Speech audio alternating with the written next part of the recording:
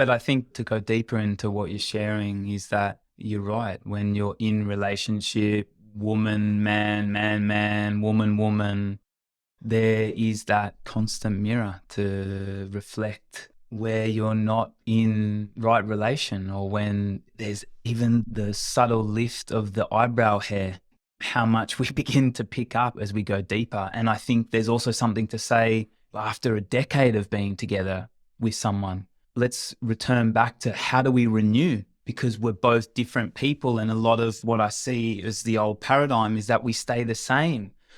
And just like nature, we speak so much about the cycles of nature. We also move through cycles. And how do we renovate? How do we renew? Because if we're not renewing, if we're not renovating, if we're not checking how we're relating, then all of a sudden there's going to be a shift in something, because nature always renews, it always renovates. So if we're not doing our inner work, there's going to come a point where we get a place that needs to be cleaned out. So that becomes the beauty of walking with someone, because we're constantly in a dialogue. And I think that's a really important language that is important for me right now. What is the dialogue that we're having? First of all, with ourselves in our practice. How do we dialogue with our organs? How do we dialogue with ourselves?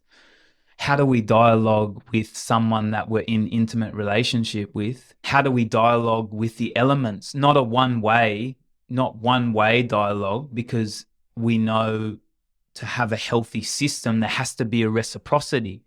But what is the dialogue that we're having with the water? Let's return back. I love to return to what we shared within the beginning of this podcast around the message of the water and the flooding. How do I dialogue with that? How do I inquire about something that happens in nature? What is my direct relationship with that element? It's about having a dialogue. If I have a relationship with someone, there has to be a reciprocity of energy.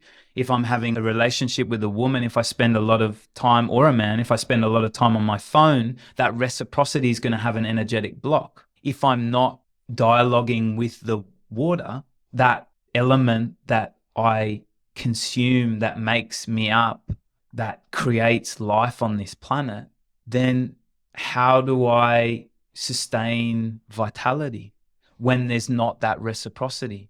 So that's a question for a moment, to bring a condor, to bring a bigger topic in here just for a moment. Why is shamanism coming into the cities? Why is the importance of us dialoguing with nature all of a sudden exploding through every city on the planet? Because it's time for us to learn that everything is living.